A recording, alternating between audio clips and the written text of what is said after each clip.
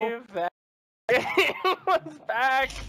I don't know. Dragonite is okay. He's never really an exciting hero for me. I feel like people pretty much know how to counter him, especially after items like Bloodthorn came. So I'm gonna go ahead and say we're going for a 3-0. I mean a 3. No, a best of 3. Yes. That's what I was saying. Yes. Event. First elimination round of Elimination Mode is a best of 5. Here we go. End. Here we go. I really do. A Silencer just Dragonite middle. Heroes who rats him out of lane while continuing farms, so he's gonna need a lot of help from the Spirit Breaker and Undying and Witch Doctor. All right. Well, you can hear the background music. We got game 2 right to start. Our caster's Sunsfan. Buckle in for a bumpy ride. Welcome to game 2 of the best of 3 between Team Freedom and Wanted. Prepare for Synderen. That one guy is joining me. Yep. What do you think of Silencer? Slacks definitely called it. I think that hero is actually pretty strong mid, and that's what Freedom are going to play it as on Timato. I think it has a really good passive and an Aghanim's Scepter upgrade that amplifies its stuff. Yeah. So very nice. Very nice indeed. Yeah. No, I like Silencer as a mid hero. It's very good in most matchups. Has so much damage. Of course, the ability to have an orb effect is very powerful in mid, or an orb walk rather. Glaives of Wisdom. You can attack the enemy hero without drawing creep aggro. It's something that's more important in mid than in any other lane. Is having the right lane position and using the equilibrium to your advantage. And Silencer is one of the heroes that can do that. So if he's playing against a Dragon Knight, I think that's a pretty damn good lane for Silencer. I would surely favor him in that matchup. Overall, I'm with Grant. I like Freedom's draft more, but I once again think Wanted have this like timing where they're extremely good if they do it right. Tombstone with Dragon Knight, Witch Doctor heal. Look for them to push towers when DK hits level 6, I think. Now, of course, Silencer does not have an escape mechanism, and there is a Spirit Breaker on the enemy team, friend. Yep. Will we see? Oh, actually, it's an offlane Spirit Breaker, so maybe it doesn't transition that fast to gank. It's in some ways that's even worse for the Silencer because you know the Spirit Breaker will be getting more levels, and as it looks, he will have a one-on-one against Batrider, which is a god-awful matchup. So at least they've got that going for them. God-awful indeed. So, all right, from Spirit Breaker's perspective, what level is prime time out? Top Peter's lane, dead. GPD, snowballed up into a split earth. Great call, Synderen, a 3v1, and you called that the one died. Jo, in the meantime, attempting to run away. He's going to take a little harassment damage. A nice triple decay, though. Very juicy indeed. This is pretty clever laning from Freedom. I think they've set themselves up to potentially win 3 lanes. This top lane does get tricky soon, though, but if they get another kill now... Jesse again, a huge decay, though. Another triple, I believe. 32 strength steal for Jo. He's the carry now. Undying has 22 plus 37 strength. Perfectly balanced. Unusual sight. So, what I was going to say is, if they can pull this offlane tri-lane off and win this lane, then they're in a really good position. But of course, Undying is a very hard hero to tri-lane into, and Jo showing why. Still, this mid lane, Silencer versus Dragon Knight, I think is going to be good for them. I know for a fact that Batrider will absolutely destroy Spirit Breaker. That lane is actually just unplayable for SB. But he has a wand. He countered Batrider. Yeah, he's bought the right item. That's good. So, from Spirit Breaker's perspective, what's the general timing that you want to try to gank the mid lane? Do you want to do it super early? I mean, is it dependent on how badly or well you do in lane? It's a difficult question to answer because it depends on so many things, right? Like, if he dies, for example, to this Batrider and he can't really come back to lane, then he might just give up the lane and fully roam and have someone else go bottom. If he's getting full XP like this, I think he wants to stay until he's level 6. This is, it's going to give him a fast 6 and some good kill potential at least. This mid lane is going pretty even right now. I think early on Dragon Knight is a good hero in lane just because of the Breathe Fire damage reduction being the same on all levels. But eventually the Silencer is going to start whittling him down, I think. 0-1 build. DK passive is good, but we'll see if it can sustain enough. So Silencer build against this, I was obviously expecting Glaives of Wisdom to be leveled to some degree. Do you just max it completely?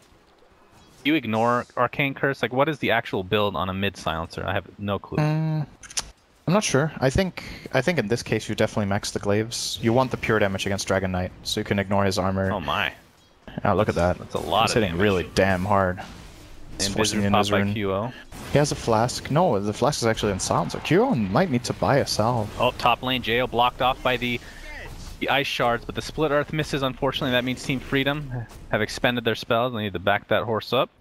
They'll be okay to go. As QO getting chased continually by Tomato. QO, of course, has the shrine to work with, and it looks like who's TPing in here? Oh, Jo. Efficiency. Yeah. Tomato's build, I'm assuming, at least from an item side, Hurricane Pike, pretty standard, at least the Dragon Lance, carry Silencer. Do you actually go for like an Aghanim's Refresher? Is that a thing? No, no.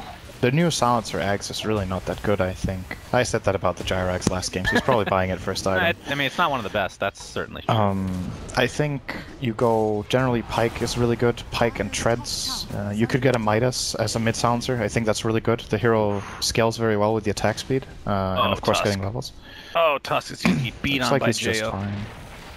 Oh, nice ice shards. Decent shards. Snowball. Oh, that's not going to end well at all, actually. Yeah, the cask plus decay is enough to help get the kill on Tusk. BSJ is pretty fast thanks to the overwhelming odds, and is likely to get away just fine. Eagle, in the meantime, getting blocked off he here has by got Dragon DK. Tail, he's dead. Dragon Tail plus a DD if he really needs it. No Roche deny for you. But bottom lane, this is more interesting than anything, because Boris obviously has yet to die. Like, what level for Bat Rider do you just kill this guy, typically? I feel like If Spirit Breaker is doing Spirit quite well. plays safe enough, he can't die. But, you know, generally when you talk about winning a lane, you look at who's getting more experience and more gold, and have the higher impact on the game. You see Bat Rider is 20 and 5, and Spirit Breaker is 11 and 1. That is better than what I would have thought Spirit Breaker would get. I thought Bat Rider would be like quadding him up here, like 20 to 5 or something. No, they're about to go on him here. A couple Boris more has been stacks doing a of pretty good napalm. job. Boris playing very passive, and these stacks are not going to stack up. Did we finish on the Silencer item build? I think... Well, not really. You said you don't like Ags or Refresher, probably. It's one of the int cores that actually is pretty good with Atos. I could see him buying that. Yeah, that's true. Atos is pretty core, actually. Great stats for that hero. Obviously, good to root heroes in place when you don't really have a good stun or slow as a core. Oh, that's very ambitious from Eagle here. Leshrac was stunned up. Double dual breath, and looks like Leshrac is going to be the hero of choice for Boris and company. They take him out with ease. Loki, in the meantime, Ice Shard's going to make a little bit more inconvenience walk for PPD, but the right clicks continue, and Tusk, down he goes to the Breathe Fire. So Wanted are doing a good job at finding these kills, but they're actually still not really leading the game just because of the farm discrepancy, and that's the advantage they get from the lanes here. Freedom. Tomato is 10 CS up on the Dragon Knight, the Bat Rider is now 15 CS up on the Spirit Breaker, and Legion and Clinks are more or less neck and neck, so it's about whether they transition these kills into objectives later or get their key items. Nether Strike into a charge, into a lucky bash for Boris. One more right click will do it. Down goes the Bat Rider. But who does that favor in the end? Because you're right, Team Freedom is out farming Wanted, but Wanted has more kills, so it's essentially just even right now. Is Wanted fine with that? Or do they do they need to get to an early lead? Who do you take late game or mid game? I think with the way they put the lanes Freedom here, I think Wanted should be fine with having a draw, considering that their two solo lane matchups are, in my opinion at least, not favored. QO is a really good player, so if he's losing like this to Tomato, then there is something to say about the matchup as well, right? Like, unless he's just getting brutally outplayed, but QO generally knows what he's doing. He's getting initiated on with 4 heroes, he's dying. And yeah, that's gonna hurt. Triple decay for Jo yet again, but the Tombstone's gonna be free farm. Team Freedom. So yeah, Wanted are probably happy with having a draw here, and now it's about how they can make their Dragon Knight relevant, I think. You want to use this level 6 DK form to try to get a tower, probably combine it with Tombstone. Currently only level 1 for Jo though, so that might be a bit off. Level 1 Tombstone is one of the worst spells in the game, let's be honest. Is there no way to look at it as a value level? Like, if you're not going to level up past level 1, is it worth it even getting level 1?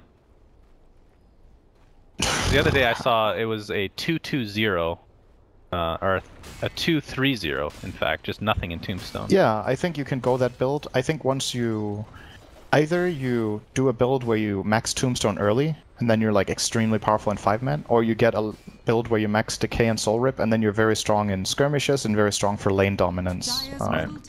In both cases, you'll probably get Flesh Golem 6, or at least early. The Tombstone level 1 is just so bad. It's not just that it only takes 3 hits, but look at its spawn radius and the duration of it. It's just a shit spell. It's really, really bad. So yeah, I would say you don't get a value point in this spell. If you start skilling it, you level it up at least 2 or 3 points. Wanted's going to group up bottom and take out this tier 1. In the meantime, Chessie top lane is dusted up and dueled up, and that is the first duel damage going to BSJ on the Legion Commander. Of course, that is a trade for a tier 1, but Team Freedom's going to be able, well, maybe they can take this tier 1 actually as well. We'll see. I have Edict in 5 seconds. There is a Dire Glyph, so I actually don't think they're getting this tower right now. If they are, it might come at the cost of tower damage somewhere else. There's the Glyph. Wanted don't seem to be in a position to really... I think they could have threatened this bottom tier 2 a little bit with that Dragon form. Yeah. They end up just crossing over to mid, trying to set up here. But now the Dragon form has ended, this push is not really happening, I think. So, if I'm Freedom, I'm happy with that trade. You're playing against Dragon Knight. If you're trading towers early and you're getting farm on your heroes, then it's generally pretty good. We haven't talked about talents a whole lot, and one hero in particular that I'm really interested in is Chessie may run into majority of Team Freedom here to the Ancients. They're going to attempt to go on Boris. The Split Earth misses completely, and the right clicks are enough to take out Eagle. Chessie takes one for himself. He gets snowballed up, but the Ice Shards actually do not help him. Favors Wanted in that fact. So 2 for nothing right now. Boris, he'll be okay for now, as actually they take out Silencer as well by the tier 1 mid. And this could transition to at least some damage to the tier 1s. They're going to continue to dive. VSJ charged up, stunned up. Going to be okay for now. Might need to go Shrine up with the help of Batrider. Oh, if Eagle gets a good stun here, he definitely doesn't. Split Earth completely misses, and now Leshrak's the one in trouble. His QO did have haste, but it's already been ended. Snowball. I'm actually surprised they're going in with such low HP. IX Mike goes into his death. Now BSJ next on the list. Boris cancels the charge. Right. This Witch Doctor healer was the MVP of that fight, that's for sure. Boris might have to be the sacrificial lamb of sorts. He's dead. Or Wanted. Oh, actually get a duel nice out dual of it. damage. Crazy fight. Very important for Wanted that they kill the Silencer early on in that 3-hero exchange that they got first, where they just kill 3 for 0. Timato has a fairly long death timer by being level 8, so he isn't able to respawn TP and then use Global in the follow-up fight. So they get extras. The saving grace for Team Freedom there, I guess, is that Dragon Form was used again, and they didn't get any real tower damage. So when you're playing against Dragon Knight, you're very... Like, if Dragon Form gets used and you can lose a fight a little bit, it's still better than losing map control. So, all in all, okay for them. I think Wanted, 2 things were very important there. First of all, the heal from Witch Doctor. The other thing, Chessie's scouting. The route that he takes and finds the 3 heroes out, first off, gives them a really good entry angle on their team. Because in theory, it's fighting into this Team Freedom lineup is really difficult. Oh, there's a charge. Yeah, IX Mike and company wanted to get the Dragon Knight, but they'll just find a Spirit Morrison is in a lot of trouble here. Himself. He's pretty dead. I mean, that was essentially, you kill either Dragon Knight or SB, and SB's like, just take me, please. But as far as talents go, the hero I wanted to talk about was Undying, because I feel like he has some of the best talents in the entire game. Level 10 is a choice between 90 gold a minute. I don't know how you feel about the gold per minute talents versus respawn time. So I'd definitely take GPM on almost every single case. Yeah. The respawn time is nice when you're low level, or well, it's nice in general, right? It's nice to come back to life. The problem with a hero like Undying is generally on your first life you've used your Tombstone and your ulti, and those are your big spells. So if you come back to life faster, your second life isn't actually that impactful. Oh, nice play here from Mike. Mike actually gonna stay alive with Lasso TP. Very well done. So yeah, I definitely think GPM, and it's also, if you're playing support, GPM talents are just a heaven sent, right? It's your ticket to scaling. See, our first global silence of the game is Undying is going to be the first to drop in this engagement. So 1 for 1 though with the Leshrak. Duel onto Dragon Knight. BSJ actually wins that. He might cost him his life with the Maledict / Death Ward combination of Witch Doctor. And Silencer used his ult, taking right clicks and another bash for Boris. Doesn't have another charge for another 5 seconds, but the Cask doing a nice job of bouncing left and right. Looks like Loki's going to live through the day though. And IX Mike, of course, no lasso, as you said, already used it to get away. He's going to get charged up, but Oh, he's baiting them pretty well here. It. Yeah, that's a kill again on Boris. Yeah, Snowball, no split earth, but probably enough to take him out regardless. Do you know what sucks playing Spirit Breaker? Everything. Sticky napalm. That sucks. Your hero has really bad turn rate. What hero do you hate? Okay, if you're a Spirit Breaker, name the hero you hate. I have somebody in mind. Playing against the most. Like the most frustrating. You want to like just punch somebody in the face. That's a couple. I think Abaddon is pretty annoying. Nope. Next. I mean, I could just be right, you know. Nope. Okay. Nope. You get one more guess. I can give you a clue. Okay. Rubik? That was no. Alright, I'll give you one guess with my hint. Okay? He had a set for it in Captain's Draft.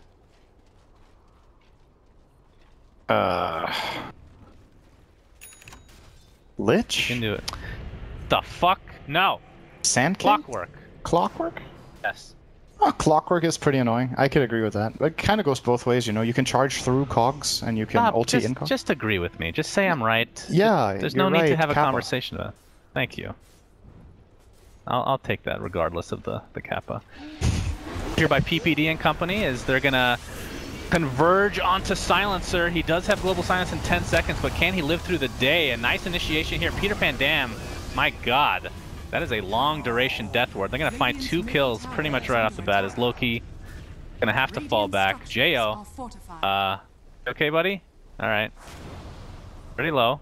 Eyeball Edict was owning him. What the fuck is that face of Undying? It looks like Nyx. That's the, yeah, that's true. That's the new set, bro. Oh, nice snowball. Is gonna avoid the cask. I think they find a kill on Silencer on the back end though, and Loki looks to be next on the list. Wanted, spiraling out of control here. That was all over the place. I think the key point there is that Global Silence is on cooldown. If you're Team Freedom, you wait with taking that fight another 10 seconds, and then you might actually just flat out win it with that cooldown. Instead, they go in lacking probably the most impactful teamfight spell that their lineup has, and they got punished pretty hard for it. Eagle, Invis rune is up. Chessie next to him, Invis as well. He might want to initiate onto Boris. Another missplit Earth. Oh, yeah. This is a rough game for the Leshrac. Might still find the kill. Nope. TP out is just in time for Spirit Breakers. I think Clinks will.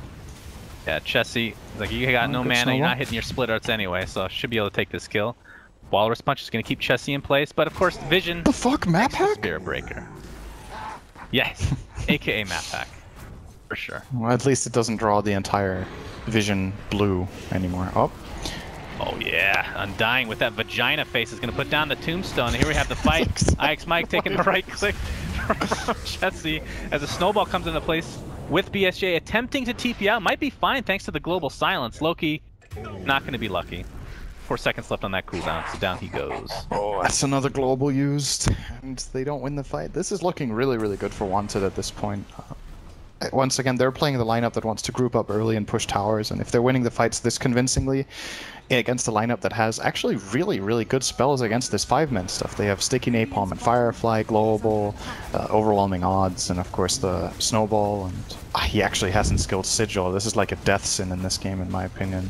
Oh yeah, you're right. The value level. I would consider that an absolute key ability to have. It renders Spirit Breaker almost useless apart from his charge and his ult. He can't really hit when there's a Sigil. Snowball doesn't, I feel like, correct me if I'm wrong, it just doesn't scale that well. You get good. 1 second less on cooldown for each level, and then the damage goes up, right? Yeah, and the stun goes up a little bit. As well. Okay. I would say in most cases you go 4-1-1 or 1-1-4. I think this game is probably a 4-1-1 game just because they want all that AoE damage from the shards, so that's fine. But generally, support Tusk level 3, you have 1 in each spell. The Sigil is just way too good for what it costs. Such a long duration. And if you see how these fights are breaking down, like that Sigil could have made a really big difference, I think, in most cases. So I'm not that big of a fan of. Alright, DK with a Shadow Blade. I love seeing this item. Oh, he has that and Armlet, and he's rolling in dough.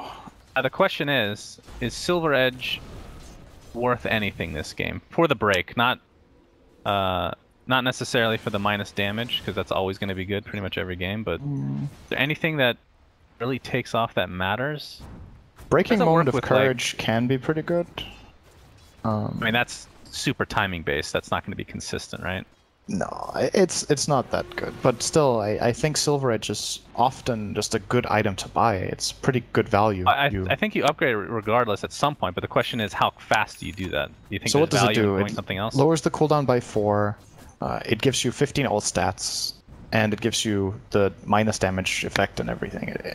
And the cost is, I think, it's pretty valuable. And it's probably gonna come after his BKB, I would imagine. Or maybe he just keeps Shadowblade and goes BKB and then into AC, but I wouldn't mind. I think Silver Edge is a great item when you already have I agree. Shadowblade. Tomato, Nether Striked up into a Dragon Tail. He doesn't even have mana for his ult, even if he wanted to use it. And down Nice he KS goes. charge there from Boris. That's how you do it in pubs. He's learned from the best. You just pretend it wasn't a KS by charging another guy. That's true. clever. Tusk, alright, got a little DC here. So 6,500 gold leaf for Wanted right now. Obviously where they want to be, and they can continue to push with this DK form. How's Team Freedom's anti-push here? You got LC's overwhelming odds, you have good team fight with Global Silence, a good pick-off with Batrider, who does not have a blink yet, by the way. That's something to keep note of. This is something that you see players go back and forth on, whether to get drum. Typically you get drums, I think, if you're just farming really well, right? This game, maybe it would have been better to get a blink. I'm not sure. What are your thoughts? On the Legion, you said? That's incorrect. Thanks for listening. Damn, that was close. No, I was stuck in my own thoughts. I was thinking of something else, and I'm gonna bring this up to you because you're like the best person for me to talk to about this. Yes, please. Please do. Okay, so correct me if I'm wrong. Overwhelming is an adjective. Okay, yeah. And overwhelming is a verb, right? Oh yeah, you can use it in different ways, yeah. So why do we call it overwhelming odds? Isn't the name of the ability actually overwhelming odds? Like, you are overwhelming the odds.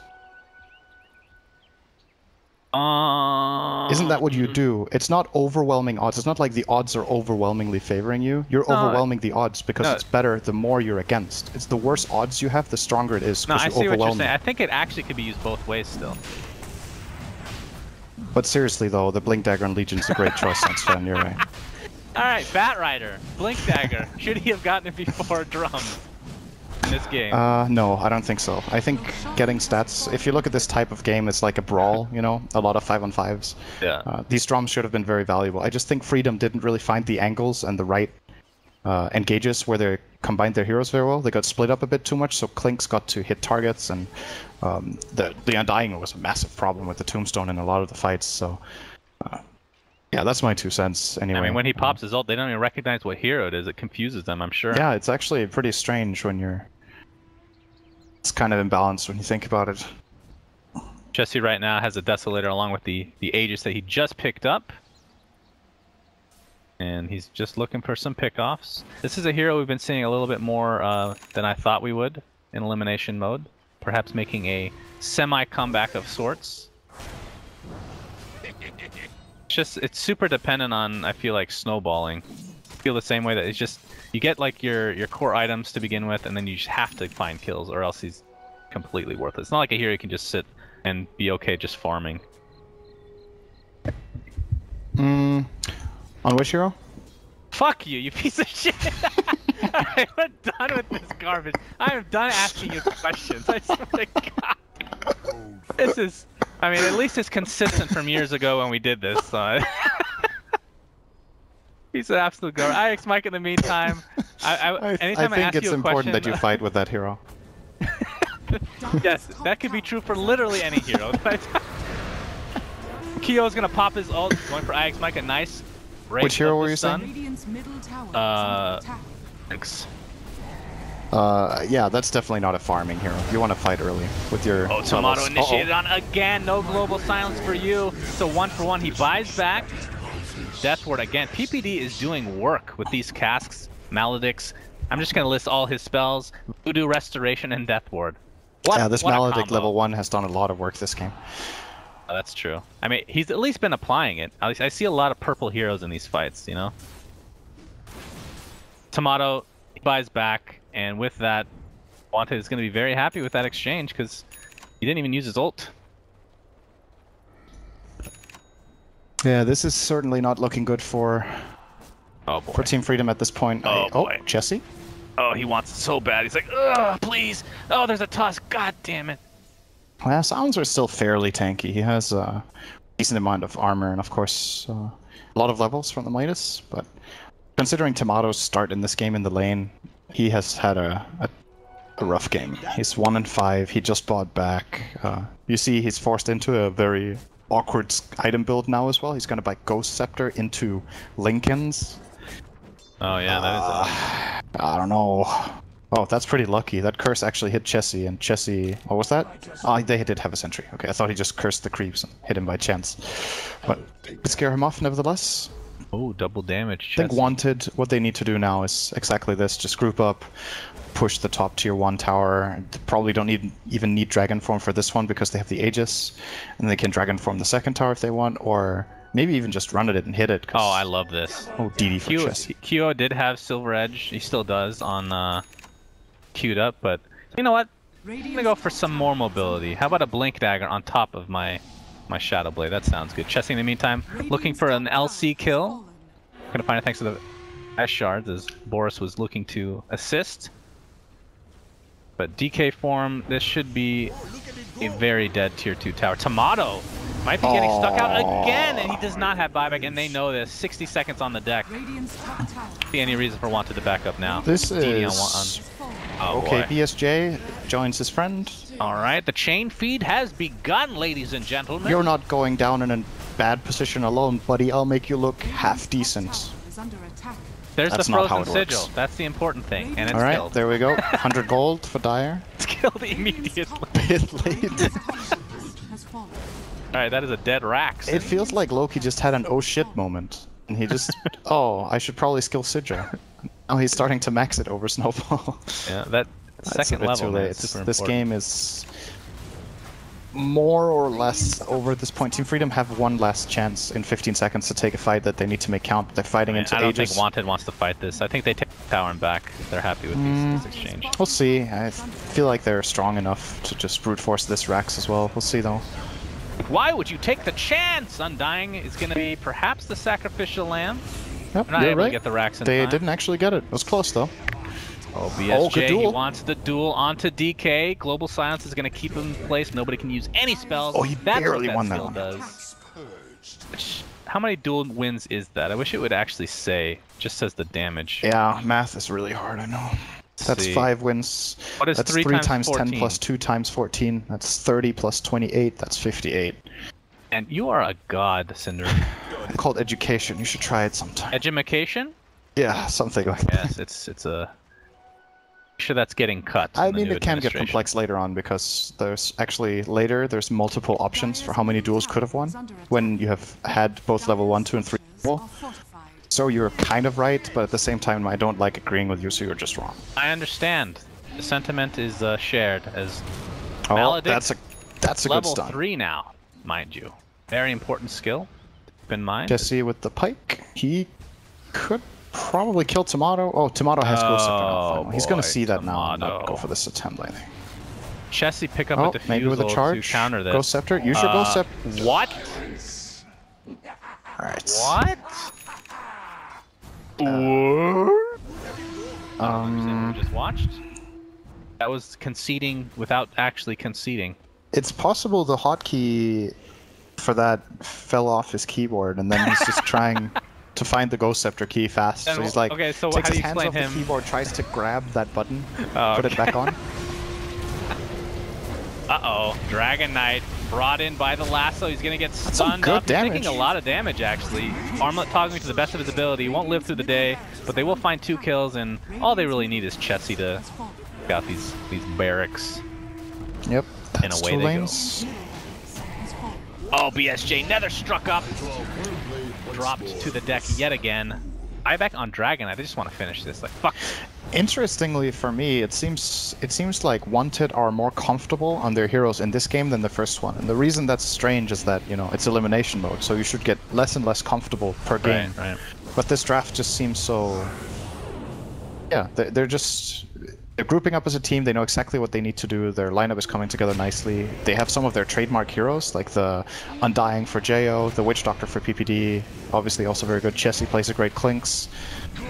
So they got a nice draft this game. They executed very well, and Team Freedom, they need to step it up a bit. I feel like this game they definitely had a good fighting chance, but their execution just wasn't really there in the team fights. They just got outplayed.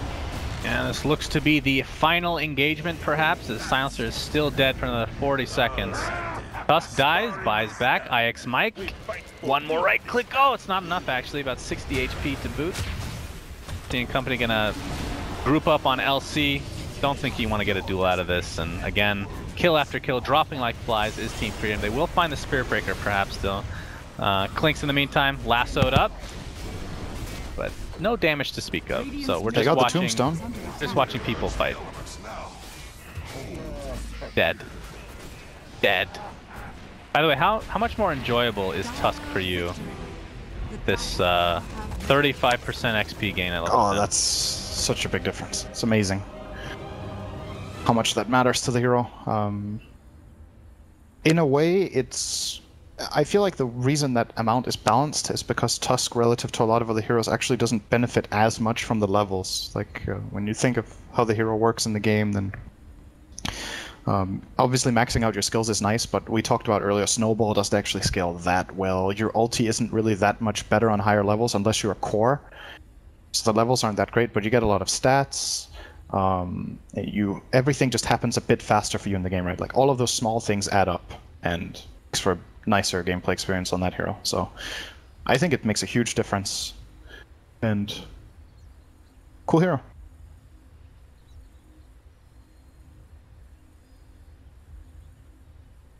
That's pretty late.